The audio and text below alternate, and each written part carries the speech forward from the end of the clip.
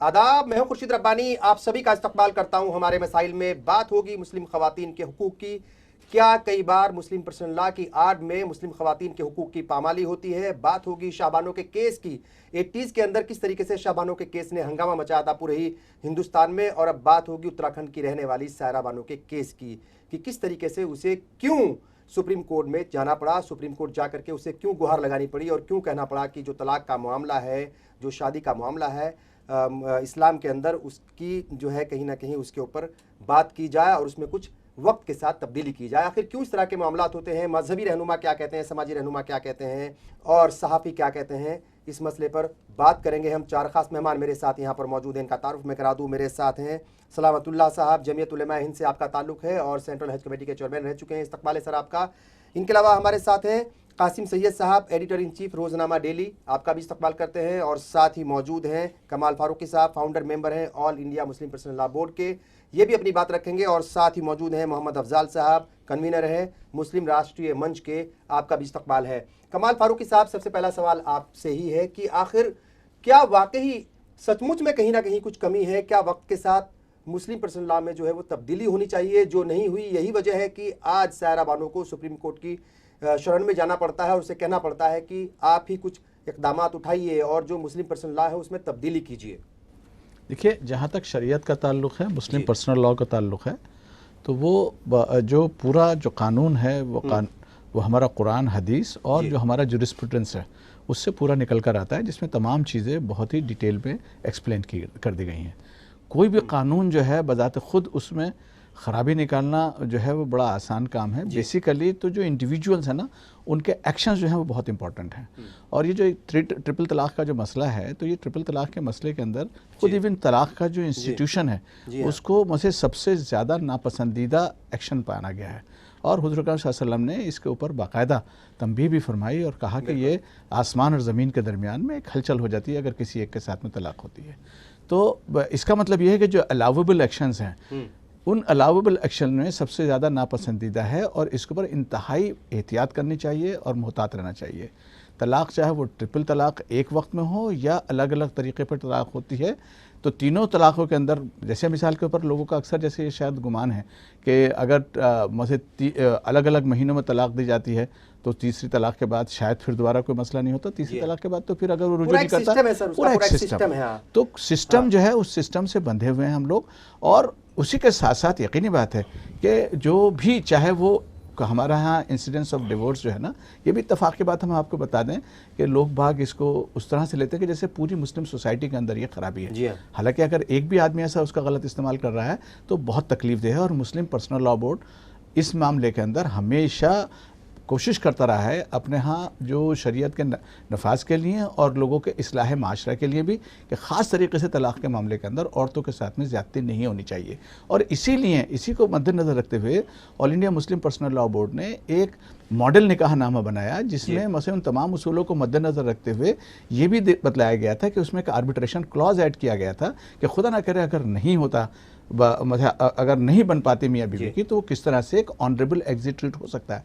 अब अगर कुछ लोग इसका गलत इस्तेमाल कर रहे हैं तो हुज़ूर अकरम सल्लल्लाहु अलैहि वसल्लम के ज़माने में भी और उसके बाद हज़रत उमर फ़ारूक आज़म के ज़माने के अंदर भी ये बाकायदा अगर जिसने 3 तलाक़ का मसला हुआ तो बाकायदा उसको सज़ा दी जाती थी। तो इसको सोसाइटी को भी सज़ा देनी चाहिए। और अगर कोई आदमी जुल्म और ज़्यादती कर रहा है तो बहुत सारे कानून ऑलरेडी अवेलेबल हैं, 498 है, बाकी हरेसमेंट है, वो सारी चीज़ें हैं। लेकिन तलाक़ तो वाक़ई हो जाती है, तलाक़ को आप नहीं रोक सकते। उसकी वजह यह है कि ये एक इस्लाम का बड़ा खूबसूरत निज़ाम है कि अगर आपने शादी ब्याह जो है वो एक बंधन है। मैं क्योंकि थोड़ा सा लीगल जहन का भी आदमी हूँ, तो ये कॉन्ट्रैक्ट है, दो मज़हब के लोगों के दरमियान में कॉन्ट्रैक्टेड है। और बाकायदा जैसे कॉन्ट्रैक्ट एक्ट होता है उसके तहत इसमें कॉन्ट्रैक्ट होता है, तो उसके अंदर आप अपनी शराइत भी रख सकते हैं। और जो अगर डिसोल्यूशन होना होता है उस कॉन्ट्रैक्ट का, तो वो तमाम चीज़ें आप रख सकते हैं। बाकी और दूसरे मज़ाहब के अंदर डाइवोर्स का जो इंस्टीट्यूशन है तकरीबन ना होने के बराबर है। यही वजह है कि बाकी दूसरी सोसाइटीज़ के अंदर ईजीएस्ट वे ये था और है अभी भी कि उसको जला दो, मार दो, तंग करो। नहीं, ऐसा नहीं है अभी। देखिए 1956 में जो है, अगर हिंदू मैरिज एक्ट की बात करें, वो नाफिज किया गया, उसके बाद बहुत सारी तब्दीलियां आई। ठीक है, जैसे आपने कहा कि भाई इस्लाम मजहब के मानने वाले अगर किसी चीज को मानते नहीं है तो पूरी कम्युनिटी को बदनाम नहीं किया जा सकता। ठीक वैसी बात जो है हिंदू धर्म के ऊपर भी है कि अगर वहाँ इक्का दुक्का कुछ ऐसे केस सामने आ रहे हैं तो पूरी कम्युनिटी को आप बदनाम नहीं कर सकते। एक आखिरी चीज मैं आपसे अर्ज करूंगा, एक आखिरी चीज मैं अर्ज करूंगा कि जहां जहां भी इस्लामिक कवानीन नाफे हैं, हिंदुस्तान में भी और हिंदुस्तान के बाहर भी, जहां जहां भी कवानीन नाफे हैं, इंसिडेंस ऑफ डिवोर्स जो है वो मुसलमानों के अंदर सबसे कम है। बिल्कुल। एक बार मैं और फिर बता दूं कि तलाक जो है वो किस मुल्क में कितनी ज़्यादा जो है वो उनका रेशो सामने आया है। ऑस्ट्रेलिया में सबसे ज़्यादा 21% से ज़्यादा लोग जो है वहाँ पर तलाक देते हैं या तलाक दी जाती है या ली जाती है। अमेरिका में 20% से ज़्यादा है, पाकिस्तान में 11% के आसपास है और हिंदुस्तान में ये जो रेशो है ये 8% के करीब है। यानी अगर देखा जाए हिंदुस्तान में ये जो तादाद है बहुत ज़्यादा कम है, लेकिन फिर भी सवाल जो है वो लगातार उठते रहेंगे क्योंकि कई मामले ऐसे आते हैं जो बहुत ज़्यादा संजीदा होते हैं जिनके ऊपर गौर व फिक्र किया जाना चाहिए। आप क्या कहेंगे हजरत, किस तरीके से देखा जाए इन मसलों को? हो सकता है कि एक दो लोग ही या एक दो केस ही हमारे सामने आए, लेकिन बहुत सारे ऐसे लोग होते हैं जिनकी हिम्मत नहीं होती सुप्रीम कोर्ट तक जाने की, जिनकी हिम्मत नहीं होती मीडिया तक पहुँचने की। यानी बहुत सारे ऐसे केसेज हैं, सिर्फ एक दो केस ऐसे नहीं होते।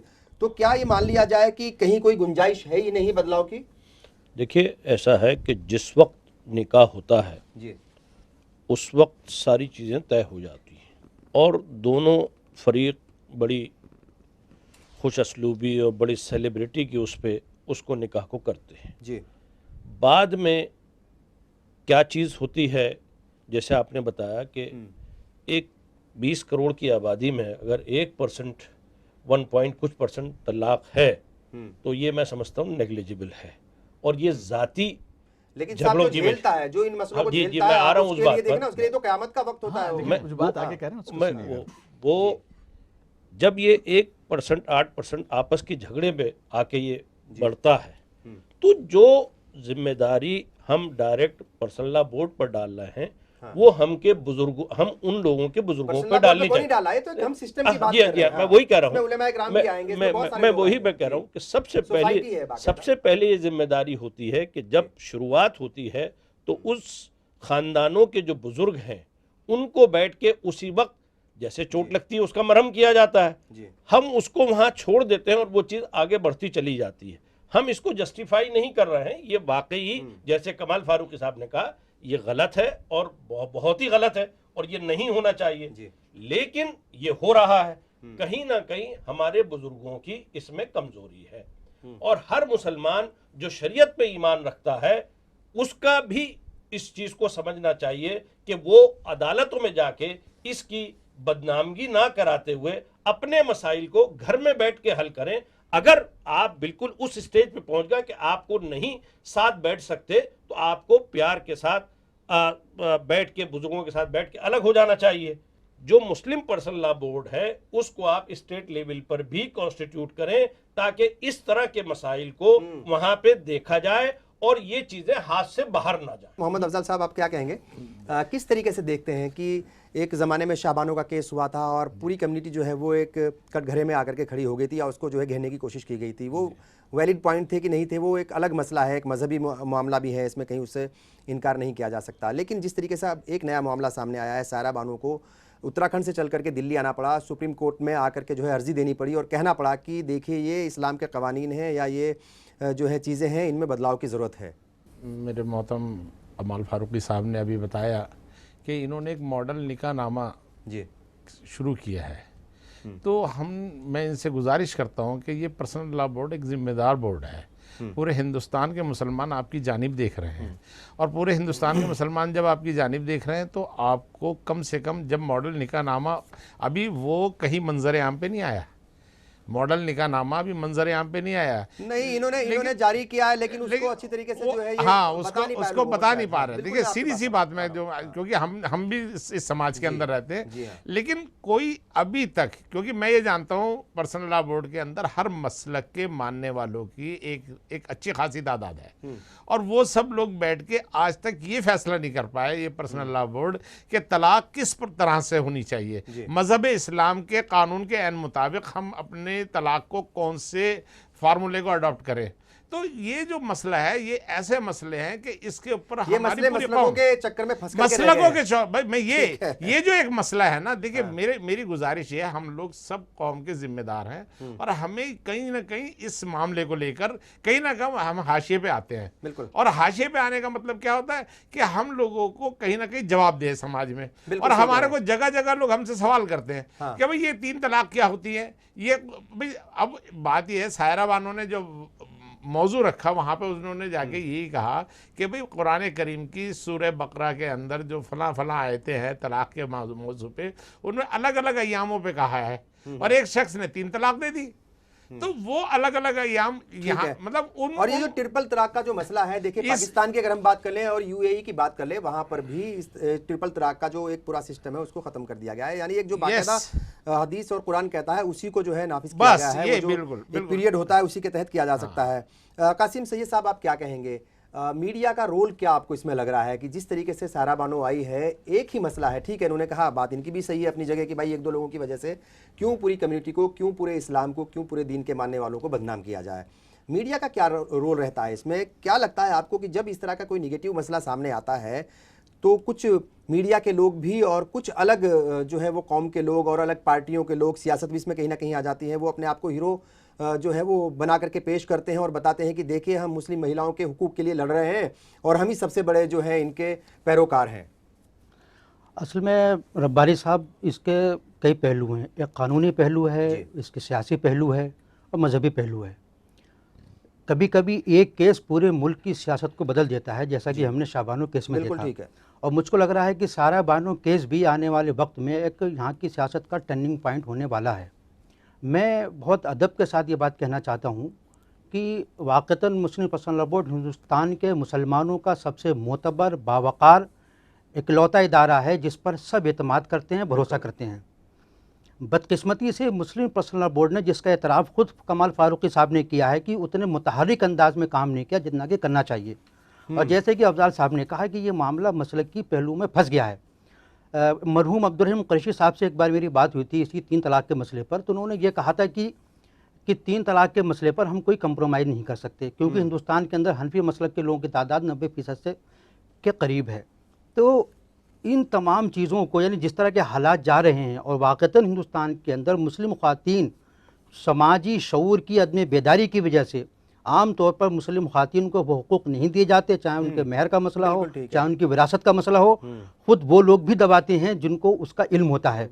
तो इसके बारे में कभी कोई इस्लाही तहरीक नहीं चलाई जाती है तो वो मुसरअंदाज उसका इख्तियार नहीं कर पाती या कोई चलाना भी नहीं चाहता। तो मैं कहना चाहता हूँ कि मुस्लिम पर्सनल लॉ बोर्ड को, क्योंकि इस्लाम के अंदर एक इज्तिहाद का पहलू है, यानी आप बुनियादी उसूल को नज़रअंदाज किए बगैर कुरान और सुन्नत की बुनियाद पर हालात और माहौल के तकाज़ों को देखते हुए इज्तिहादी रास्ता जो बंद हो गया है उसको खोलने की ज़रूरत है। लेकिन मैं वही कह रहा हूँ, कुरान और सुन्नत की बुनियाद पर, इसलिए इसको थोड़ा ऊपर उठकर फराग दिली के साथ हमें ये सोचना पड़ेगा कि 3 तलाक का जो मसला है इस पर थोड़ी सी वसत नज़री पैदा करने की ज़रूरत है। जब दीगर मसाइल में इस बात का हल मौजूद है। बिल्कुल ठीक। यानी 3 तलाक से घर बर्बाद हो जाता है, उस पर इसरार करना, उस पर घर बर्बाद नहीं होता, कई घर बर्बाद होते हैं, खानदान बर्बाद हो जाते हैं। इसरार करना, उस पर जिद करना, ये मैं समझता हूँ कि खुद कुछ जो है। बिल्कुल ठीक है। हमारे मसाइल में वक्त हो गया, एक ब्रेक का। बात हो रही है कि क्या कई बार मुस्लिम पर्सनल लॉ की वजह से या उसकी आड़ में कुछ खवातीन के हुकूक की पामाली होती है। ब्रेक लेंगे, बहुत जल्द हाजिर होंगे।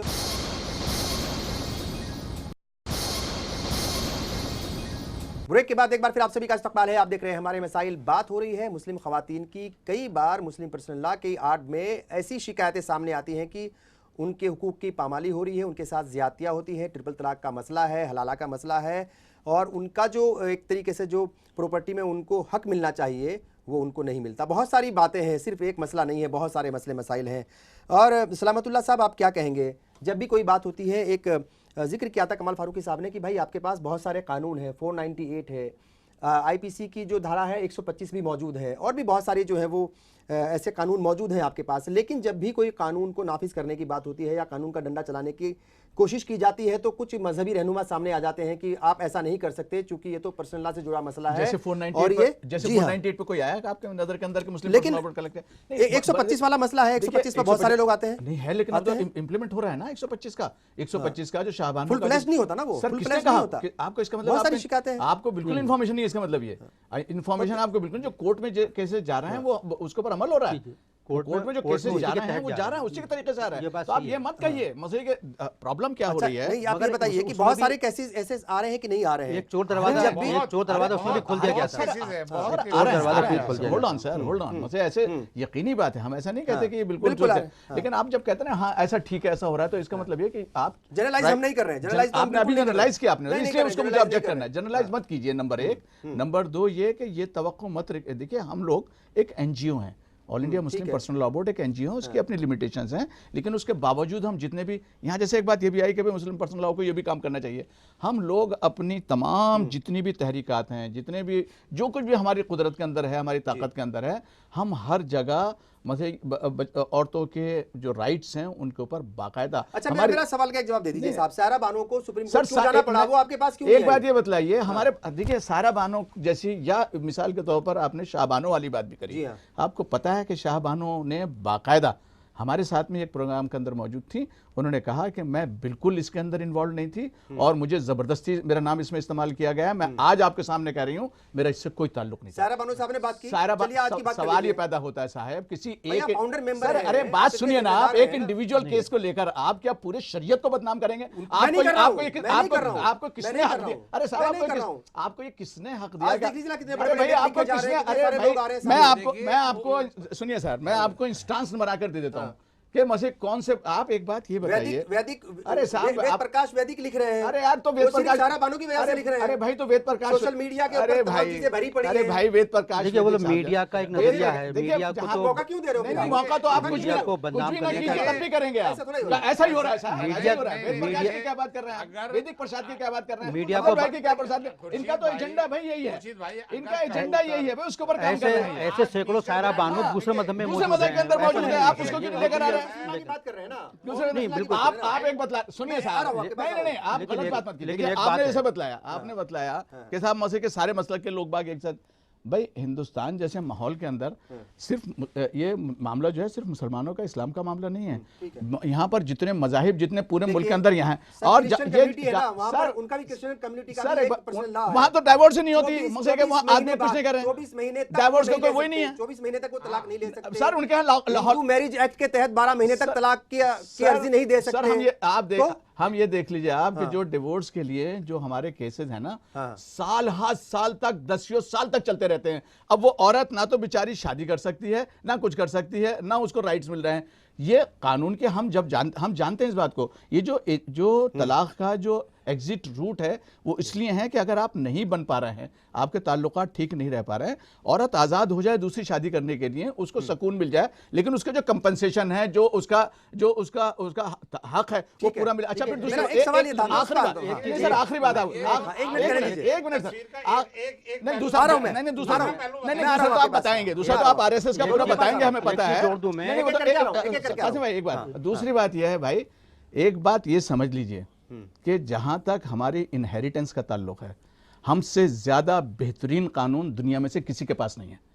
अब अगर और ये जो है ना देखिए, अब आप देखिए, अगर आप मुझे बीच में इंटरप्रेट करें तो बड़ा, ignorance of law is no excuse. हम जिस जगह पर भी जाते हैं हमको पता है कि हमारी औरत का क्या राइट है प्रॉपर्टी के अंदर, और अगर वो अपने एंसेस्ट्रल जो उसके इनहेरिटेंस के राइट्स हैं किसी भी कोर्ट के अंदर जाकर मालूम करती है, उसको फौरन वो मिलते हैं। किसी और दूसरे मजहब के अंदर इस तरह के कानून, ये हिंदू लॉ के अंदर भी अब आया है उसके अंदर। हमारे यहाँ कोई हिंदू अनडिवाइडेड फैमिली नहीं है कि जिसमें जो औरत है ना बिल्कुल टच नहीं किया जाता, उसको कर्ता नहीं बनाया जा सकता, उसको मैनेजर नहीं बनाया जा सकता। हमारे यहाँ की जो औरत है उसको पूरा हक है अपनी प्रॉपर्टी के अंदर, और अगर कोई भाई या बाप या बहन उसके साथ में कर रहे हैं तो जुल्म हो गया। बिल्कुल मिलता है, कौन नहीं मिलता बताइए आप, किसने नहीं मिलता, किसने बताइए ना क्यों? अच्छा इसका अगर आ रहे हैं तो कोर्ट में क्यों नहीं आ रहे? तो आप जैसे लोग माशाल्लाह मौजूद है ना, वो 10 सायरा बानो को क्रिएट करते हैं। जैसे लोग 10 मौजूद हैं। इनकी बात में सिर्फ एक जुमला जोड़ना चाहता हूँ कि जैसे इन्होंने कहा कि इस्लाम ने औरत को खुला का हक भी दिया है, वो किसी भी मजहब में नहीं है।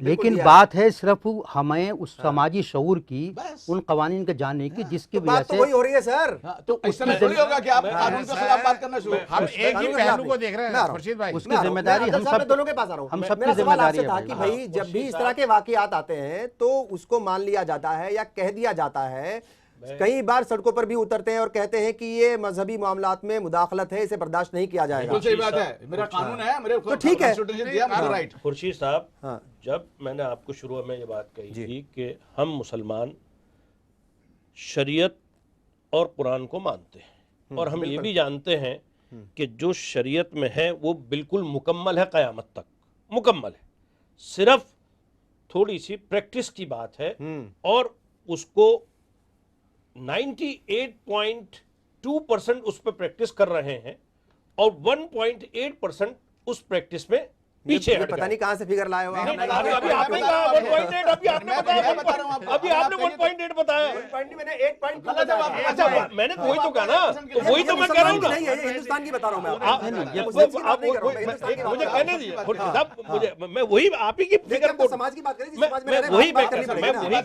वही कह रहा हूँ ना जो हाँ मैं वही आ रहा हूँ ना कि जो लोग शरीयत नहीं समझ पा रहे हैं उसमें हम खाली पर्सनल लॉ बोर्ड को ब्लेम नहीं करेंगे। कौन कर रहा है पर्सनल लॉ बोर्ड को? कोई नहीं कर रहा है। सिर्फ मेरी सुन तो लीजिए खुर्शीद सवाल तो जरूर उठाइए, लेकिन सुनिए तो सही, पूरी बात तो सुनिए। कौम की जिम्मेदारी है, ये कौम की जिम्मेदारी है, हमारी कौम की ये जिम्मेदारी है, कौम ये की क्यों नहीं जिम्मेदारी मानते? है। ठीक है। और इस मसले को मैंने जैसे कहा, ये अगर इतना बिगड़ रहा है तो इस सिलसिले में मुफ्तियाने कराम मौजूद हैं हर जगह, और जिस तरह का आप सवाल लिख के भेजेंगे उस तरह का उसका जवाब और फतवा मिलेगा, और जब आप फतवा मांग लेंगे तो फतवा फाइनल है। ये इसकी शरीयत की वो है। लेकिन हम जितने यहां लोग बैठे हैं कोई इस बात से मुत्तफिक नहीं है कि तलाक होनी चाहिए, बिल्कुल हम कोई मुत्तफिक नहीं है। बिल्कुल ठीक है। लेकिन जैसे मुफ्तियाने कराम बैठे हैं, हर स्टेट में एक पर्सनल लॉ बोर्ड की ब्रांच होनी चाहिए, और जहां कमियां हैं उन कमियों को कमाल साहब निकालना नहीं, चाहिए। सुन रहे हैं ना? लेकिन शरीयत में शरीयत मुकम्मल है। मेरा एक सवाल ये अरे है। भाई दारुल कज़ा जो मौजूद है वो मुस्लिम पर्सनल बॉडी की मेरा तो सवाल मौजूद ये है है कि भाई। अगर ये बात वो एक्टिव नहीं है। मुस्लिम मेरा पर्सनल सवाल लॉ ये है का कि पार्ट एक्टिव नहीं है, ये दारुल कज़ा जो बात कर रहे हैं ना, असल में ये दारुल कज़ा का पार्ट है हर जगह लेकिन है। इसमें मेरी एक बात और पर्सनल कहनी है, बोर्ड का मेरी हर एक जगह है गुजारिश है, भाई। आप सब लोग अच्छा, हम लोग एक सिर्फ एक पहलू देख रहे हैं, मौजू भटक रहे हैं जो हम लोग। अच्छा, एक मिनट करने दीजिए एक उनको, हाँ, हम एक करने दीजिए, पहलू हाँ। देख रहे हैं, सायरा बानो वाला पहलू के वो गई कोर्ट में गई और अपना हक के लिए उसने बात करी। एक बेचारी मुसलमान गरीब, उसके 5 बच्चे हैं और उसके 5 बच्चे, उसका शौहर पी के आया, उसने तलाक दे दी। अगले दिन सुबह शौहर भी रो रहा है, बीवी भी रो रही है। अब वो मुफ्ती के पास गए, मुफ्ती ने कहा भाई अब तो तुम्हारी तलाक हो गई। जब तलाक हो गई तो अब वो कहता है कि मुझे इससे बचने का, मैं अपनी बीवी के, अपने बच्चों के पालन के लिए, अपने बच्चों को पालने के लिए, अपने उसके लिए मुझे अपने बीवी के साथ ही रहना है। वो भी कह रहा है और बीवी भी कह रही है मैं अपने शौहर को नहीं छोड़ सकती। उसके लिए जब उस मौजू पे आता है आदमी कि हलाला, लफ्ज़ जब हलाला आता है ना, और हलाला की जो वो है शराइत है, उस शराइत के अगर हम लोग, क्योंकि सबसे ज़्यादा अगर बड़ा अगर अजाब है मुसलमान के लिए तो वो लफ्ज़ हलाला है। तो वो क्यों? वो इसीलिए है, देखिए मेरी इसीलिए बात है है, कि तलाक से बचो। आप देखिए आज शरीयत को आप बेसिकली इसका पीछे ठीक है, हाँ, वो बात सही है। शरीयत को आप और मैं तब्दील, नहीं, अगर तब उन्होंने मैं कब कह रहा गलती हूँ? करी है, तलाक से अगर बचने के लिए तो गलती है करी भाई। मेरी बात सुनिए, अब क्या है, देखिए हमारे मुफ्तियाने दीन को देखिए, हम सब लोग अल्हम्दुलिल्लाह मुसलमान हैं, कम से कम जुमे की नमाज पढ़ते हैं, और जुमे की नमाज में हमारे उलमाए इकराम को और मुफ्तियाने दीन को कम से कम इतना तो बता देना चाहिए कि भाई आप जो है तलाक के इस तरह से नजदीक ना जाएं, उसका नतीजा ये होता है हलाला तक जाके गुजरता है। वो चीज़ जब बातें तक बताई हम जाती है, लेकिन अपनी बहुत कम कौम को होती अगर है नहीं वो बताएंगे, उसकी। हाँ, कुछ हम कह रहे लोगों थे की साहब। जिम्मेदारी है। ठीक है, अगर हम अपनी कौम तक ये नहीं बोल रही है। बताएंगे तो कमाल साहब हम कुछ और लोग कहना चाह रहे हैं, हाँ। कहीं ना कहीं हाशिए पे आएंगे इस तरह की बात जी, करके। अफजल साहब। आपकी दो बातें मैं अर्ज करना चाह रहा हूँ। एक्चुअली कुछ जो टर्मिनोलॉजीज है ना, जैसे भाई ने एक हलाला इनको नजर आ गया। अरे भाई हलाले का पहली बात तो ये है कि आपके पास रिवॉल्वर है। अब अगर रिवॉल्वर से आप मर्डर करना चाहो, मर्डर कर लो, उसका इस्तेमाल अपनी सेल्फ सिक्योरिटी के लिए करना चाहो। एक मरतबा आपसे ट्रिगर चल गया तो फिर ये थोड़ी होगा साहब मैंने शराब पीकर मार दिया था। बिल्कुल उसी तरह से कानून ये बतलाता है कि तलाक को खेल मत समझो, तलाक जो है ठीक वो है। बहुत अहम चीज है। वो सजा बताइए कि बहुत सजा बड़ी बताइए, सजा है और वो, उसमें बिल्कुल फिर ठीक एक है। कंडीशन ये बताई है मसीह जो हलाले का जो आप बात कर रहे हैं ना, जी हाँ। क्योंकि बिल्कुल दूसरे रुख में ये वो बातें हैं जो मसीह इस्लाम को बदनाम करने की। हाँ, ठीक है। हलाले का मतलब ये नहीं है कि भाई जाकर आप जाओ और नाइट गुजार लो बदनाम वापस आ करोगे, जाए। सर, अरे, ये सर, बड़ी सुनिए, wrong बात है, ये गलत बात है ना। सुनिए सर, सुनिए इस तरह की बातें इसमें नहीं देखिए, करनी इसमें चाहिए। कोई शक हम नहीं है। जिस सर, ये सर, सीरियस अफजल मौजू पे साहब, बात कर रहे हैं उस तरह सर की मैं इस तरह ये की बात बता रहा करनी हूँ, आपने चाहिए। हलाले का ग्लव्स अफजल करके साहब, ना इसमें कहीं कोई शक नहीं है कहीं कि हक बहुत नहीं है। गिने चुने केसेस होते हैं। अरे हाँ, सर ये बात हलाले सच का है। होता है, मैं मतलब कह रहा हूँ ना। हलाले का मतलब लेकिन ये बात तो होता कहीं है, करनी होगी। फिर बात तो हलाले करनी का- पड़ेगी ना हलाले उसको। का मतलब ये होता है कि आप अपनी बीवी को तलाक अगर देंगे तो बहुत उसके रिपरकशंस होंगे, उसके बाद आप उससे दोबारा रुजू नहीं कर सकते, और अगर आपको फिर दोबारा रुजू भी करना होगा तो पहले she has to marry somewhere else, और अगर वहां कोई तलाक हो जाती है, यानी कि अगर उसको कंज्यूमरेट हो जाती है तब अलाउ होगी। ये गलत तरीके से मत कहिए इसको। खुर्शीद साहब, तो जी। दो बातें देखिए, बहस को जरा सा एक शेप मिल जाए। सुप्रीम कोर्ट में सारा बानो केस चल रहा है, उसने 3 बातें कही हैं, तादुद ज़वाज का मसला, हलाला का मसला, और जो 3 तलाक का मामला। सुप्रीम कोर्ट ने राम राजपूत कमेटी जो यूपीए सरकार ने कायम की थी, उसकी रिपोर्ट मांगी है, और जो रिपोर्ट लीक हुई उसमें ये आगे आया है कि उसने इन तीनों मामले में कहा है कि तादुद ज़वाज पे पाबंदी लगाई जाए, 3 तलाक पे पाबंदी लगाई जाए, हलाला पे पाबंदी लगाई जाए। गवर्नमेंट ऑफ इंडिया जाहिर है कि वो उसी रिपोर्ट के हक में जाती भी नज़र आ रही है, और ये मामला सुप्रीम कोर्ट में है। सवाल ये है कि इन मसाइल से निपटने के लिए क्या करना चाहिए। मुसलमानों का जो अकीदा और मज़हब का मामला है, जिसकी अकीदे की और ज़मीर की आज़ादी की जो इजाज़त आइन ने हमको दी है, प्रोटेक्शन दिया है। ये बिल्कुल उसके ठीक है। जाति ठीक ये है। ये चीज नहीं, मैं दूसरी बात कर रही हूँ कि जाके टकराती है, तो सवाल ये पैदा होता है कि मुस्लिम पर्सनल लॉ के ऊपर जिस तरह से उंगली उठाई जा रही है, वो जा रहा है रास्ता सीधा कॉमन सिविल कोड की तरफ। यानी इसके ज़रिए से जो आपके शरई जो हुकूक हैं उनको अगर ख़त्म करने की खुदा न खास्ता बात होती है तो कॉमन सिविल कोड की राह हमवार होगी, और आइन में ठीक है। दफ़ा 44 है शायद, जिसके तहत ये बात रखी गई है कि कॉमन सिविल कोड नाफिज किया जाए। एक पहलू इसका ये है। दूसरा पहलू ये है कि क्या मुस्लिम पर्सनल लॉ बोर्ड और मुस्लिम उलमा फुक़हा मिलकर क्या कोई ऐसा रास्ता निकालने की कोशिश करेंगे कि ख़वातीन के ताल्लुक से जो एक आम ये चीज़ पाई जाती इमेज बनाई जा रही है, है। जो इमेज बनाई जा रही है, बिल्कुल ठीक उसमें है। मीडिया का भी बहुत बड़ा रोल है, बिल्कुल क्योंकि है। सारा बानो शाहबानो के सामने आती हैं तो मीडिया उनको हीरो की तरह पेश करता है। उलमा को बैठकर मुस्लिम पर्सनल लॉ बोर्ड को साथ लेकर एक ऐसी कोई रास्ता निकालना चाहिए, और वो रास्ता जैसे मैंने पहले भी कहा था, मेरा सवाल वही है कि भाई कुरान और ट्रिपल सुन्नत तलाक की का जो बुनियाद मसला पर है, देखिए ट्रिपल तलाक का जो मसला है यूएई उसका हल निकालना पड़ेगा। बिल्कुल पाकिस्तान सहित कई सारे ऐसे मुल्क हैं जहां पर इसको पूरी तरीके से खत्म कर दिया गया है। सऊदी जो अरबिया में शरई भी नहीं मसला है, जो शरई एक सऊदी अरबिया में सिस्टम भी नहीं है है, भाईजान। बिल्कुल उसी को देखिए, फॉलो किया कोई जाता है। मुल्क नहीं, फिर नहीं, क्यों? देखिए ये मुल्क के मामला ठीक है। हमारी रहनुमा नहीं हो सकते नहीं, ठीक है। कि साहब वो शरियत, सऊदी अरब में ये हो रहा है, शरियत वहाँ फलां पे भी जगह ये हो रहा है, शरियत है क्या? ये कोई बात पाकिस्तान नहीं। वाले कम मानते हैं पाकिस्तान में आपसे। शरियत नहीं है। यूएई वाले कम खत्म मानते हैं नहीं कि आपसे है। शरियत ये है। हमने कब कहा, खत्म नहीं लेकिन कर ये- सकते। खत्म नहीं। वो प्रैक्टिस नहीं कर रहा, वो अलग बात है। अब वो मैं- प्रैक्टिस नहीं कर रहा, अलग बात। नहीं, शरिया चलिए, मैं मौजूद तो है। प्ले- सलाम अलैकुम। शरिया मौजूद एक है। ब्रेक ले रहा हूं बस, खुर्शीद भाई, एक जुमला हमें मैं आ रहा हूं वापस। किसी ऐसे मुल्क की आप मिसाल दीजिए जहां वो लोग मॉनिटरी में हो और उनके मजहबी अकायद से छेड़छाड़ की जा रही हो, उसकी मिसाल दीजिए आप। ठीक है, वक्त हो गया एक और ब्रेक का, और ब्रेक के बाद एक अहम सवाल यह है कि क्या ये जो मसले उठाए जाते हैं, इतनी हवा दी जाती है इस तरह के मसलों के ऊपर, और बहुत सारे अचानक से जो है हमदर्द भी सामने आ जाते हैं, मीडिया में भी इस तरह की खबरें आती हैं कि कहीं ऐसा तो नहीं है कि कॉमन सिविल लॉ लाने की कोशिश हो रही है। ये बड़ा सवाल है। ब्रेक लेंगे, बहुत जल्द हाजिर होंगे।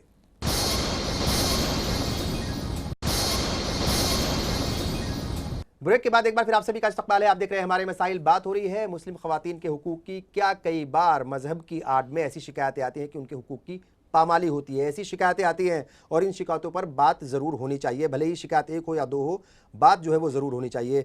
बहुत सारी बातें हो रही थी। कमाल फारूकी साहब, क्या लगता है आपको, क्या वाकई कोई आपको लगता है कि कोई खेल चल रहा है, कोई साजिश चल रही है, कोई स्क्रिप्ट लिखी गई है कि तब जो है वो एक एक कदम उठाया जाएगा और स्क्रिप्ट के तहत फिर एक दिन जो है वो कॉमन सिविल लॉ ला दिया जाएगा यहाँ पर? ये बात आपकी बिल्कुल सही है। जो इस वक्त मुल्क का माहौल है वो इसी तरह से गरमाने की कोशिश की जा रही है, और मुस्लिम जो कॉमन सिविल कोड की, यूनिफॉर्म सिविल कोड की बात जो आप कर रहे हैं, डायरेक्टिव प्रिंसिपल 44 में वो है, एंटर है, और वो डायरेक्टिव प्रिंसिपल में और भी बहुत सारी चीज़ें लिखी हैं, और ये कहा गया है कि एक आइडियलिस्टिक सिचुएशन के अंदर स्टेट को ये काम कर लेना चाहिए। जैसे मिसाल के तौर पर मतलब ये चीज़ तो एक हो गई, एक और भी उसके अंदर ये था कि बिल्कुल टोटली जो है ना प्रोहिबिशन हो जाना चाहिए, पूरे मुल्क के अंदर शराब बिल्कुल ख़त्म हो जानी चाहिए। इसमें मुसलमान सबसे पहले आगे बढ़कर ये काम लेने के लिए तैयार हैं, लेकिन ये पॉसिबल नहीं हो पा रहा है ना।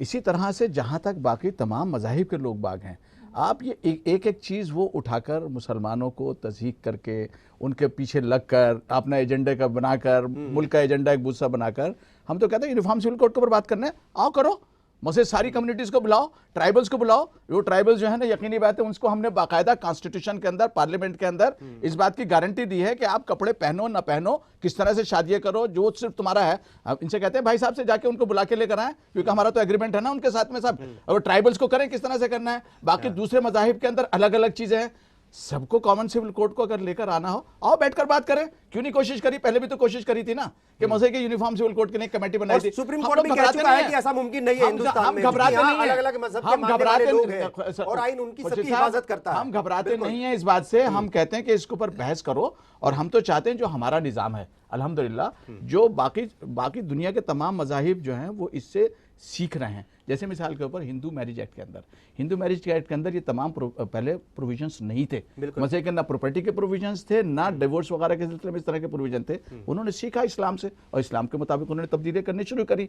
हम ये कहते हैं कि हम इन तमाम चीज़ों के ऊपर भागते नहीं, हम डिस्कशन से। कोई अगर ये समझ रहा हो कि यूनिफॉर्म सिविल कोड का कोई वो दिखा के खौफ दिखला कर हम तो पहली बात तो ये कि जो कानून ने हमको मराहत दी हुई हैं, उनको फंडामेंटल राइट को हम एक को अपने हाथ से जाने नहीं देंगे। ठीक है, क्योंकि ये मेरे साथ में, मुल्क के साथ में मेरा कानून का एक बाकायदा एग्रीमेंट हुआ है, नंबर 1। नंबर 2 ये कि हम हर एक डिबेट के लिए बिल्कुल तैयार हैं, और बैठ कर डिबेट करो। नंबर 3 ये मुस्लिम पर्सनल लॉ बोर्ड जो है वो, जैसे हर एक आदमी यहाँ कह रहा है कि माशाल्लाह मुसलमानों का एक ऐसा इदारा है जिसके ऊपर सब इज्जत करते हैं। हमारे जब ज़्यादा किसी के ऊपर जिम्मेदारियाँ होती हैं तो उसके ऊपर लाइबिलिटी ज़्यादा हो जाती है। हम ये महसूस करते हैं कि हमारे पास जितनी ताकत है उसका हमने पूरा इस्तेमाल नहीं किया है। हमें अपनी औरतों के हुकूक के लिए उन 50% औरतें हमारे हिस्सा जो है ना उनके साथ में ज्यादती हो रही है, उन ज्यादतियों के लिए हमको एक्शन करना चाहिए। आप हमारा साथ दीजिए। हम तो कहते हैं ट्रिपल डिवोर्स जैसी सिचुएशन ही नहीं आनी चाहिए मुल्क के अंदर, ऐसे हालात तो पौधे नहीं। मेरा एक सवाल ये है आपसे, बिल्कुल ईमानदारी से बताइएगा, जैसे मैं बार बार जिक्र कर रहा हूँ, कई सारे जो अभी तक है आपने मुस्लिम बेईमानी से बात करी है क्या? 3 तलाक का ईमानदारी से जवाब दीजिएगा, ईमानदारी से जवाब दीजिएगा। 3 तलाक के मामले मेरा सवाल ये है कि अगर ट्रिपल तलाक का जो मसला है, देखिए ये एक बहुत बड़ा मसला है हिंदुस्तान में, तो कम से कम बहुत बड़ा मसला ये बन गया है। बहुत सारे ऐसे मुल्क हैं जो मुस्लिम ममालिक हैं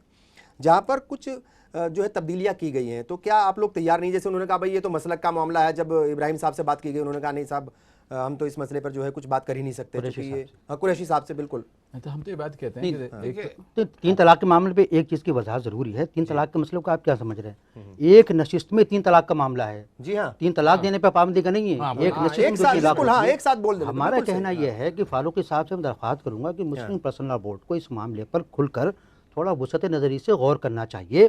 कहीं ऐसा न हो कि ये चल के आगे कोई बड़ा फितना बन जाए, और लोग जिस तरह से इस्लाम को, मुसलमानों को बदनाम करने के बहाने ढूंढते हैं, एक बड़ा बहाना मिल जाए वो एक बहाना करते हैं, और इसकी गुंजाइश मौजूद है, इस पर गौर कर सकते हैं, इज्तिहाद से काम लेना चाहिए। मेरा कहने का मतलब एक सवाल मेरा ये है साहब कि जिस तरीके से ये कॉमन सिविल कोड की बात हो रही है, कॉमन सिविल लॉ लाने की बात हो रही है, सुप्रीम कोर्ट हालांकि साफ तौर पर कह चुका है कि भाई ये बहुत ज़्यादा मुमकिन उनको लग नहीं रहा है, क्योंकि अलग अलग मज़ाहिब के लोग यहाँ पर रहते हैं। जो क्रिश्चियन मैरिज एक्ट है वो 24 महीने तक जो है वहाँ पर तलाक का कोई सिस्टम ही नहीं है, सोच भी नहीं सकते 24 महीने के बाद। हिंदू मैरिज एक्ट में 12 महीने तक जो है वो तलाक का नहीं सोच सकते, उसके बाद दोनों बैठेंगे, फिर वो बात करेंगे, फिर जो है अर्जी देंगे। इसी तरीके से हालांकि जो सिख कम्युनिटी है वो हिंदू मैरिज एक्ट ही उनके ऊपर एक तरीके से वो उसको फॉलो करते हैं। जी हाँ, और बहुत सारे जैसे जो है शेड्यूल ट्राइब्स हैं और तमाम तरह के अलग अलग जो है अलग अलग स्टेट भी हैं यहाँ पर, स्पेशल स्टेट्स भी हैं। अगर जम्मू कश्मीर की बात कर लें तो वो तो अलग ही दर्जा उनको मिला गया है, वो तो आपको बिल्कुल आपके किसी कानून को मानने के लिए बिल्कुल जो है वो मजबूर नहीं हो सकते। आपको लगता है कि क्या ये पॉसिबल है, या फिर सिर्फ बातें होती रहती हैं, डराया जाता है, धमकाया जाता है, या फिर जो है कहीं ना कहीं खौफ पैदा किया जाता है कि आप सुधर जाइए वरना कॉमन सिविल कोड ले आएंगे हम? देखिए इस चीज़ के 2 पहलू हैं। हाँ। एक बात तो ये इमेज बना दी गई है कि मुसलमान कॉमन सिविल कोड का मुखालिफ है, क्योंकि जैसी कोई बात आती है कॉमन सिविल कोड की तो सबसे शदीद आवाज़ हमारे होना भी चाहिए किसी भी मजहब के लोगों को। अगर कोई इसमें उनको मैं ये कहना चाहता हूँ, इन्होंने जैसा कि फारूकी साहब ने कहा कि कॉमन सिविल कोड है कहाँ और है क्या, आप एक रूल मॉडल तो पेश करिए कि ये है कॉमन सिविल कोड, हम उससे बात करने को तैयार हैं। लेकिन कॉमन सिविल कोड इस मुल्क में इसी तरह से नामुमकिन है जिस तरह से हिंदी को राष्ट्रीय भाषा आज तक पूरे मुल्क की राष्ट्रीय भाषा नहीं बनाया जा सका। जब आपने किया साउथ में बगावत हो गई। बिल्कुल। तो इसी तरह पहले तो तमिलनाडु सामने आकर के खड़ा हो गया। शराब को आप खत्म नहीं कर सके, आप नहीं कर सकते, इसलिए कि ये सब चीज़ें हिंदुस्तान में हज़ारों तहजीबें हैं, हज़ारों जो है मज़ाहिब के मानने लोग हैं, और उन तमाम लोगों को मिलाकर आप एक चीज़ ऐसा कर लें, एक ख्वामखा एक अपने आप को एक दावत देना है इंतशार को, और दावत देना है बेचैनी को। इसलिए इस मुल्क में ये चीज़ नामुमकिन है, सिर्फ चढ़ाने के लिए, सिर्फ डराने के लिए। हर बार अपने उसमें जो इंतखाबी मंशूर होता है कॉमन सिविल कोड लगाएंगे, दफ़ा 370 लगाएंगे, ये कुछ तरह की चीज़ें उठाई जाती हैं जिनसे एक इश्तियाल फैलता है, एक अफजल बेचैनी साहब, फैलती ये है। क्या लगता है, चूंकि देखिए आपका ताल्लुक जो है वो उसमें आप छिपाएं या मतलब जो है डायरेक्ट बताएं, वो आरएसएस से है, बिल्कुल ठीक है, उसमें मैं साफ कहते बिल्कुल, हैं हाँ, वो तो, साफ कहते हाँ। नहीं, हम तो चैलेंज तो- करते हैं, लाइए कॉमन सिविल तो कोड। ये जो है, ये सबसे बनाइए पहला जो तो। सवाल उठता है बीजेपी और आरएसएस की तरफ से उठता है कि भाई कॉमन सिविल कोड जो है वो लाया जाएगा, तो ये वजह क्या है, क्यों आरएसएस को लगता है कि वो सभी के लिए एक जैसे कानून होने चाहिए, जबकि आइन जो है वो आपको बराबर का हक देता है, आप अपने मजहब के मुताबिक अपनी तमाम तरह की रसूमात अदा कर सकते हैं, फिर क्यों आरएसएस लगातार पीछे पड़ा हुआ है? नहीं यार, जब हम लोग मौका देते हैं, हमारी देखिए एक मसला आया, आज सारे टीवी चैनलों पे हमारी खवातीनें बैठ रही हैं और आगे वो कहती है 3 तलाक का मसला नहीं ख़त्म होना चाहिए। हर टीवी चैनल पे जितनी भी खवातीन थी वो ये कहती है 3 तलाक का मसला ख़त्म होना चाहिए, और आप भी कह रहे हैं, मैं भी कह रहा हूँ, सब कह रहे हैं, लेकिन मुद्दा वहीं टिका हुआ है कि ये 3 तलाक का मसला, क्योंकि अगर 3 तलाक का मसला नहीं होगा ना तो एक तरह से मसले का जो 8.1 है ना, जो पूरा वो 2.1 हो जाएगा या उससे भी कम हो जाएगा, क्योंकि इस तरह से कहीं ना कहीं हम अपने समाज में, और मैं ये कहता हूँ इस तक के भी ना जाने दो, हमारी समाज की हम लोग जिम्मेदार लोग हैं, हम लोगों को और हमारे उलमाओं को और हमारे जो मसलक के मानने वाले, जिस भी मसलक के मानने वाले, क्या हमारी जिम्मेदारी नहीं बनती कि हम अपने बच्चों को इस कदर तालीम ने इस तरह से बताएं कि हम वो उस तरफ जाए नहीं। आपने जो सवाल उस किया तरफ उसका तलाक जवाब की नहीं दे तरफ, रही हैं। मेरी बात सुनिए, जो सवाल वो उन्होंने किया उसका जवाब नहीं दे रहे आप। डायरेक्ट जवाब दीजिए ना आप, डायरेक्ट डायरेक्ट जवाब भी दूंगा जनाब, डायरेक्ट जवाब डायरेक्ट दीजिए जवाब। आप। दे दीजिए, देखिए, दे दीजिए। जब मैं जब कह रहा हूँ ना, देखिए कॉमन सिविल कोड को ये एकदम हवा नहीं है जो लाके बिठा दिया जाएगा, और हम तो कहते हैं कि भाई हम उस तरफ कॉमन सिविल कोड की तरफ अगर नहीं जाना चाहते तो हमें अपने मसाइल को खुद दूर करना पड़ेगा ना।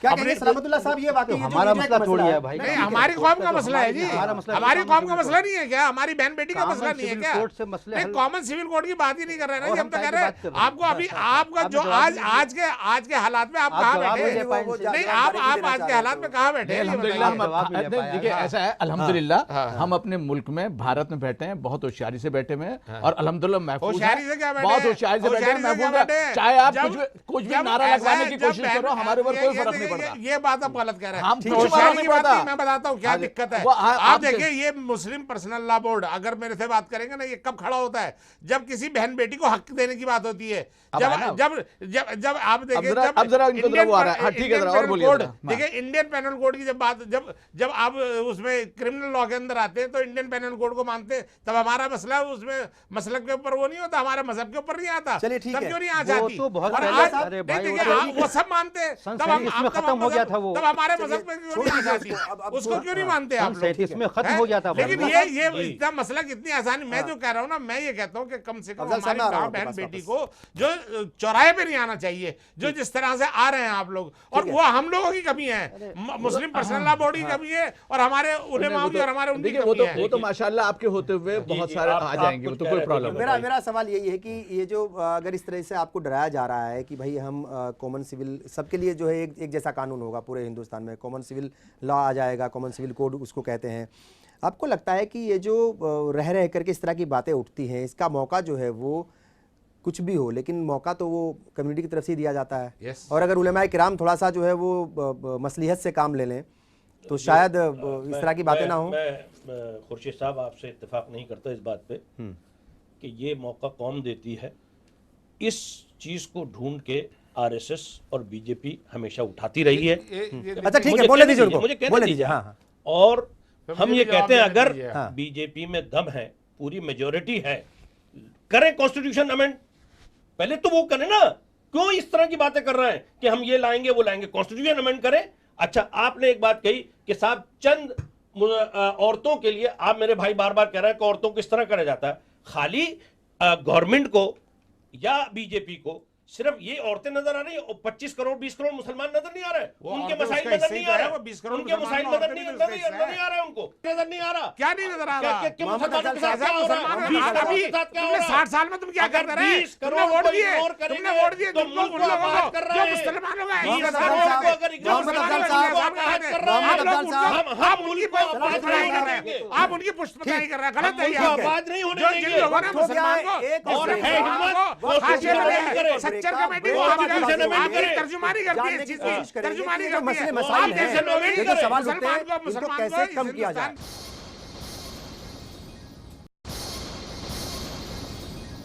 ब्रेक के बाद एक बार फिर आप सभी का इस्तकबाल है। आप देख रहे हैं हमारे मसाइल और बात हो रही है मुस्लिम ख़वातीन की। बहुत सारी बार ऐसी शिकायतें आती हैं कि कई बार उनके साथ ज़्यादतियाँ होती हैं, ट्रिपल तलाक का भी मसला है और बहुत सारे ऐसे इश्यूज़ हैं जिनको लेकर के सवाल उठते रहते हैं कि क्या वाकई मुस्लिम पर्सनल लॉ जो है वो कई बार उनके हुकूक की पामाली करता है। बहुत सारे सवाल उठ रहे हैं और बहुत सारे जवाब जो है यहाँ पर आ भी रहे हैं। और अब आखिर में ये बात करेंगे कि ये जो इस तरह के सवाल उठते हैं, ये सवाल ना उठें, क्या ऐसा मुमकिन है, किन किन को किस किस तरीके से क्या क्या इकदाम उठाने चाहिए, इस पर भी अब बात होगी। आपको क्या लगता है सलामतुल्लाह साहब? हाँ, मेरा सवाल ये है कि चूँकि ये सवाल तो शायद उठते रहेंगे, बहुत ज़्यादा मुमकिन नहीं लगता कि जो है इस तरह की बातें बंद हो जाए। सोशल मीडिया का ज़माना है, मीडिया का ज़माना है, इलेक्ट्रॉनिक भी है, प्रिंट भी है, तमाम तरह की चीज़ें हैं। सियासत भी जो है वो ज़रूर आती है, मज़हब भी आता है, मज़हब में भी बहुत सारे मसलक हैं। एक मसलक की बात होती है तो दूसरा जो है उसको हवा देने की कोशिश करता है। ये बहुत सारी चीज़ें हो गई हैं। अब जो है कोई काम करके कोई बच नहीं सकता और ये भी नहीं कह सकते कि साहब ये तो एक ही मसला है।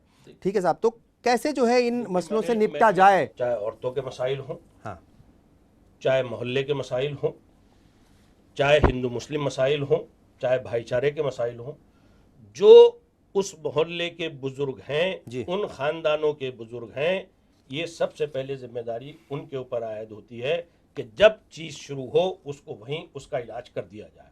ठीक, वो फेल होते हैं। ख़ास तौर से औरतों के मसाइल की जो बात चल रही है, मुफ्तियान कराम वहाँ मौजूद हैं, हर मोहल्ले में मौजूद हैं, हर डिस्ट्रिक्ट में मौजूद हैं। उनसे फ़ौरन रुजू किया जाए, उनको समझाया जाए कि भाई आपस की में मोहब्बत से आप चलें। आपने जब निकाह किया था आपने यही कह के बाकायदा इजाज़त दी थी, गवाहों के सामने कहा था कि हम ज़िंदगी भर साथ देंगे। अब कुछ वजूहात आ गई हैं, कोई ऐसी बात नहीं है कि होती है गलती, आदमी से भी होती है गलती, औरत से भी होती है। ये नहीं कि खाली आदमी की गलती, सबसे होती है। सबसे उन गलतियों को नज़रअंदाज करा जाए, ठीक, और उनका घर में मेलजोल करा जाए। हाँ, यही जो शरीयत कहती है, जो एक सिस्टम है, बिल्कुल उसी को फॉलो करना चाहिए। यानी अमल में आना चाहिए, प्रैक्टिस में आना चाहिए। बिल्कुल ठीक है, बिल्कुल आना चाहिए, बिल्कुल ठीक है। और ये खाली मुसलमानों के लिए नहीं, और इसके लिए सभी को एक्टिव होना पड़ेगा। भाईचारे के लिए भी ये बहुत जरूरी है कि जो बुजुर्ग हैं उन सबको आगे आना चाहिए और मसलों को खत्म करना। मजहबी रहनुमाओं को भी बहुत ज्यादा एक्टिव होकर के काम करना पड़ेगा। जो सोशल जो है तंजीमें हैं उनको भी आगे आकर के काम करना पड़ेगा, थोड़ा सा ज़्यादा एक्टिव होना पड़ेगा। क्या कहेंगे मोहम्मद अफजल साहब, आपको ये भी लगता है कि जो तालीम है उसकी कमी लड़कियों में आज भी पाई जाती है? हालांकि पहले जैसे हालात अब नहीं हैं, तालीम के मैदान में मुस्लिम लड़कियां भी बहुत आगे बढ़ी हैं। तालीम को लेकर के मुस्लिम लड़कियों के वालिदैन जो हैं उनके जहन भी अब बदले हैं। पहले के मुकाबले बहुत अच्छे हालात हुए हैं, लेकिन अभी भी बहुत ज़्यादा काम करने की ज़रूरत है और कहीं ना कहीं जो जहन है उनको और ज़्यादा ब्रॉड करने की ज़रूरत है। और जहाँ तक गर्ल्स एजुकेशन है और जहाँ तक उनके अवेयरनेस की बात है, उनके हुकूक की बात है, उनको और ज़्यादा अवेयर करने की ज़रूरत है। अब दो बातें कहना चाहता हूँ। अगर एक तो हम लोगों को ये जो लफ्ज़ तलाक है इससे अपने बच्चों को कैसे दूर रखें, हमें इसकी तरबियत देनी चाहिए। घर से ये घर से तरबियत देनी चाहिए, घर से तरबियत देनी चाहिए। और कहीं ना कहीं मैं अपने जो जितने भी आप जिम्मेदार हैं, चाहे वो मुस्लिम पर्सनल बोर्ड हो, चाहे वो हमारे काजी हजरात हो, जो हम मुफ्तियान दीन हो, वो हजरात हो, लेकिन एक बात ये भी तय कर सकते हैं क्या नहीं हम कि हम किसी एक बड़े मुफ्ती साहब को या काजी साहब को, जब हम काजी के साथ बैठकर हम निकाह कर सकते हैं, तो तलाक देना है तो क्या हम किसी मुफ्ती, अगर ट्रिपल तलाक की बात है, क्या हम किसी मुफ्ती को बीच में रखकर या किसी काजी को बीच में रखकर, क्या अपने परिवार को बीच में रखकर, ये नहीं कोई टेलीफोन पे आ गया उसने तलाक दे दी, अब उसको वो बेचारा भागा फिर रहा है टेलीफोन पे कि भाई है कोई कह रहा है एसएमएस से जो है तलाक की बात सामने आई है, ईमेल के जरिए भी तलाक से बात आई है, ठीक है, फोन पर बात हुई है। ये जो नए नए तरीके रुजू वो हो रहा है, इजाद हो रहा है, इन तरीकों पे भी लगाम लगनी चाहिए और अपने बच्चों को, और हमें कम से कम मुस्लिम पर्सनल लॉ बोर्ड करे, चाहे मुसलमान कॉमन पर्सनल लॉ बोर्ड की भी बात छोड़ दो, सारी चीजें कॉमन सिविल कोड की भी बात छोड़ दो, लेकिन मैं ये कहना चाहता हूँ क्या हम लोग किसी अपने बुजुर्ग का नाम लेकर ये नहीं कह सकते कि भाई जब तलाक मानी जाएगी, जब ये जब चार हम देखिए, एक बात सुनिए, एक वकील दो गवाह के साथ हम निकाह करते हैं, तो क्यों नहीं हम ट्रिपल तलाक के लिए भी हम ऐसा क्यों नहीं करते? जब ये मसला, जब अगर ये जिस दिन ये मसला हो जाएगा इंशाअल्लाह ताला, मैं ये आप सबके सामने कहना चाहता हूँ, मुसलमानों के ये मसले खत्म हो जाएंगे। कासिम सैयद साहब, ये जो इस तरह की बातें होती हैं कि ये उनके हुकूक की पामाली हो रही है और बहुत सारी शिकायतें आ जाती हैं, बहुत सारी शिकायतें दब जाती हैं, ये किसी एक मज़हब की बात नहीं है, लेकिन हम आज बात कर रहे हैं मुस्लिम ख़वातीन की, तो ज़ाहिर तौर पर उन्हीं की बात करेंगे।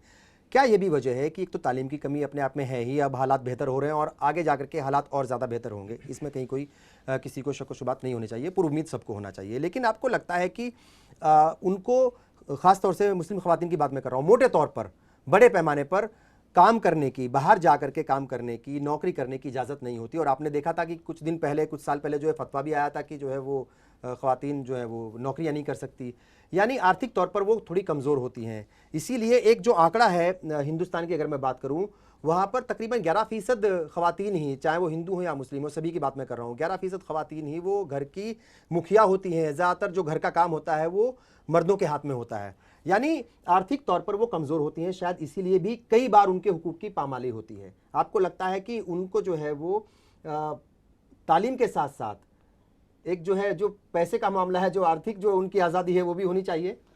देखिए, एक तो आपने तलाक के बारे में बात की, मैं कहूँ कि तलाक एक समाजी मसला है जिसको सियासी मसला बनाया जा रहा है, पहले तो ये ध्यान में रखिए, और इसको समाजी सतह पर ही हल करने की ज़रूरत है।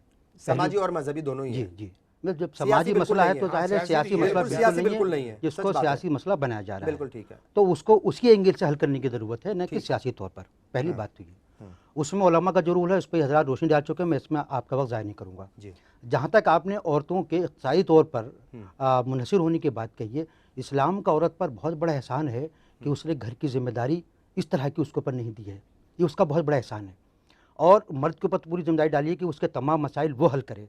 लेकिन इसके बावजूद भी अगर इस बात की ज़रूरत महसूस होती है कि घर के हालात को बेहतर बनाने के लिए औरत अपना रोल अदा करे, तो इस्लाम ने उससे मना नहीं किया है।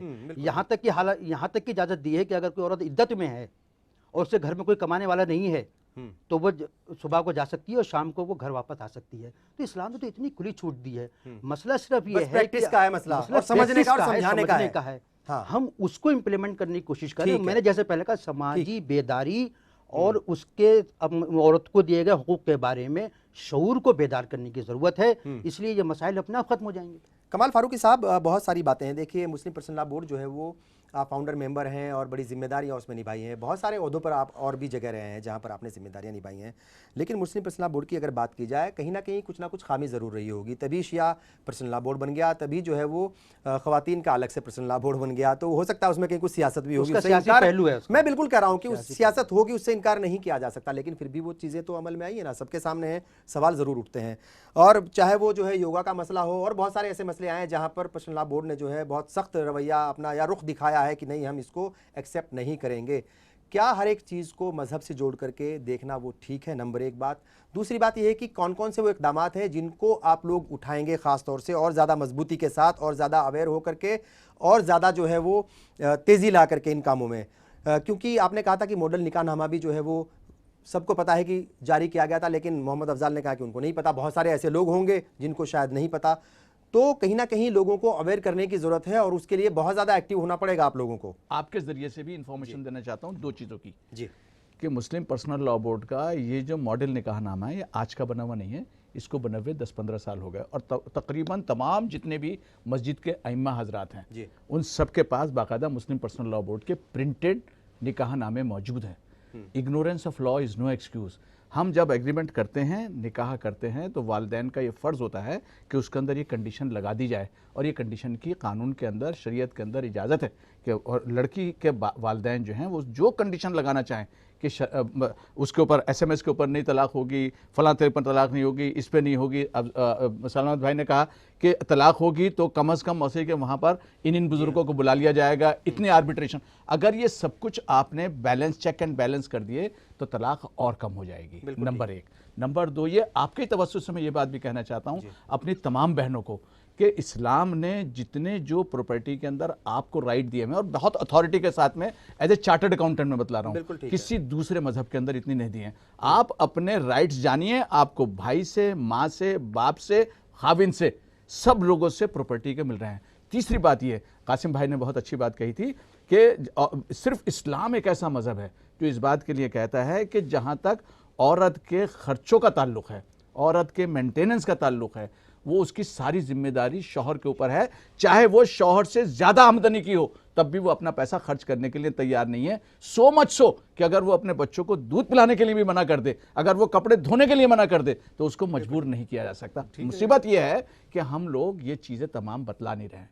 हम लोग मसले अब जैसे अफजल भाई को मैं तंजिया नहीं कर रहा हूं, आज आपको पता चल गया ना, आप अपने गली कूचों में आप सब जगह कहिए, सब जगह कहिए। हमारा भी निकाह हुआ है, उससे किसी नहीं, आपका निकाह उससे नहीं हुआ, नहीं उससे नहीं हुआ सर, आपका मोहर लगी हुई है। ये कॉमन ये पर्सनल लॉ बोर्ड वालों का आपको पता नहीं तो क्या कह रहे हैं आप कह रहे हैं कि देखिए उसमें सब, लेकिन एक चीज ये कहां मोहर लगी हुई है आपकी? नहीं ठीक है साहब, उसमें देखिए दो चीजें हैं, चूंकि आप वेबसाइट देख लीजिएगा भी जाकर, आपको अंदाजा हो जाएगा आपको। अभी लड़ेंगे नहीं, नहीं कर रहे, वेबसाइट में नहीं होता। ठीक है सर, सवाल सिर्फ यही है कि चूंकि आपने जो है वो इकदाम तो उठा लिए और जो है वो कागज भी निकाल दिए, लेकिन वो बहुत ज्यादा लोगों तक नहीं पहुंचे। उन्हें आम करने की जरूरत है, गांव-गांव तक उन चीजों को पहुंचाने की जरूरत है। हम चाहते हैं कि आप ये प्रोग्राम ज्यादा करें। ठीक है, हम हर मर्तबा, जैसे आज आपने कहा ना, तलाक के ऊपर बात करेंगे बुजुर्गों के साथ में, फिर प्रॉपर्टी के ऊपर बात करेंगे, शराब के ऊपर बात करेंगे, हम एक एक चीज के ऊपर आएंगे। प्रॉपर्टी में एक दो पॉइंट आखिर में, एक सीरियस पॉइंट और एक मजाहिया पॉइंट। मजाहिया नहीं, सीरियस पॉइंट नहीं, मजाहिया भी कहूंगा, क्योंकि वक्त की कमी है। छोड़ जल्दी कहूँ। देखिए, इस जो अभी हर चीज में हक बताया औरत का, इसके अलावा ये शरीयत कह रही है जी, शरीयत ये भी कह रही है कि मैं अपनी जिंदगी में, मेरे मरने के बाद शरीयत लागू हो रही है मेरी प्रॉपर्टी पे, मेरे पैसे पे, वो लिखा हुआ है, लेकिन अपनी जिंदगी में मैं अपना जो चाहे बगैर बच्चों की इजाजत के अपनी बीवी को दे सकता हूं, अपने बच्चों को दे सकता हूं, अपनी माँ को दे सकता हूं, अपने दोस्त को दे सकता हूं, वो भी है ये अपार्ट फ्रॉम। चलिए, बहुत शुक्रिया आप सब लोग आए। जाहिर तौर पर देखिए, शरीयत में कहीं जो है वो ख़वातीन के हुकूक की पामाली का मसला है ही नहीं, बल्कि सवाल ये है कि इन चीजों को आम करने की जरूरत इस बात की है कि जो शरीयत में लिखा है, जो कुरान और हदीस में लिखा है, उसको आम लोगों तक, आम मुसलमानों तक, ख़वातीन तक, मर्दों तक, बच्चों तक, बुजुर्गों तक, सब तक पहुंचाने की जरूरत है, ताकि वो चीज अमल में आए, प्रैक्टिस में आए। और इन मसलों पर सियासत तो कतई नहीं होनी चाहिए। आपने प्रोग्राम देखा, आप सबका बहुत बहुत शुक्रिया, आदाब।